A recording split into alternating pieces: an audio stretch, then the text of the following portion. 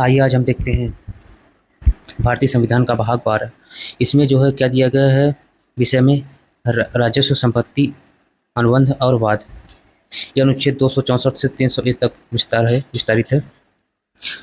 इसका अनुच्छेद हम 264 देखते हैं। इसमें व्याख्या की गई है। किसकी व्याख्या की गई है? संघ, राज्य, कर आदि शब्दों को परिभाषित किया गया है। आगे हम देखते हैं अनुच्छेद 265। अनुच्छेद 265 की बात करते हैं, कर लगाने का अधिकार।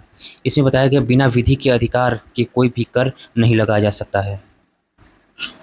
आगे देखते हैं, अगला अनुच्छेद है अनुच्छेद 266। इसमें कहा गया है कि भारत की समेकित निधि और आकस्मिक निधि के विषय में चर्चा की गई है। इसमें कहा है केंद्र और राज्य दोनों अपनी अपनी समेकित निधि को जो है संचित निधि भी कहते हैं, यानी संपूर्ण निधि जो होती है, कॉन्सोलिडेटेड फंड होती है। संसद या राज्य विधानमंडल की अनुमति से ही इस निधि से व्यय किया जा सकता है। संसद या राज्य के जो विधानमंडल होते हैं उसकी अनुमति से ही इस निधि का व्यय किया जा सकता है।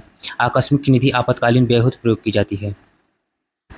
आगे हम देखते हैं अनुच्छेद 267 की बात करते हैं। तो आकस्मिक निधियाँ जो है भारत सरकार और राज्य सरकार के पास अपनी अपनी आकस्मिक निधियाँ होती हैं। ठीक, आकस्मिक निधि के विषय में जो है 267 में चर्चा की गई है।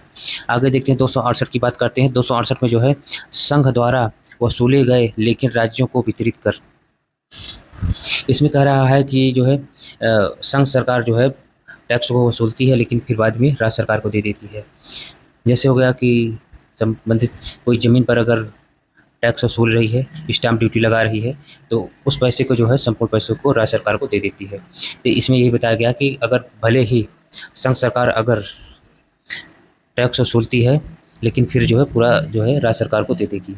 जैसे स्टाम्प शुल्क हो गया, औषधि कर आदि से जो टैक्स अगर संघ सरकार वसूलती है यानी केंद्र सरकार वसूलती है तो वो जो है पैसा वो टैक्स राज्य सरकार को दे देगी। आगे हम देखते हैं अनुच्छेद 268A। इसमें का सेवा कर अब हटा दिया गया। अब जीएसटी आने के बाद जो है सेवा कर को हटा दिया गया है। ये जो है सेवा कर कब जोड़ा गया? 88वें संविधान संशोधन 2003 में जोड़ा गया था। जीएसटी लागू होने के बाद जो है ये अप्रासंगिक है। आगे बात करते हैं अनुच्छेद 269 अंतर्राज्यीय व्यापार पर कर। अंतर्राज्यीय मतलब एक स्टेट से दूसरे स्टेट में जो व्यापार होते हैं उस पर जो टैक्स लगाया जाता है, कर लगाया जाता है, उसे अंतर्राज्यीय टैक्स बोलते हैं।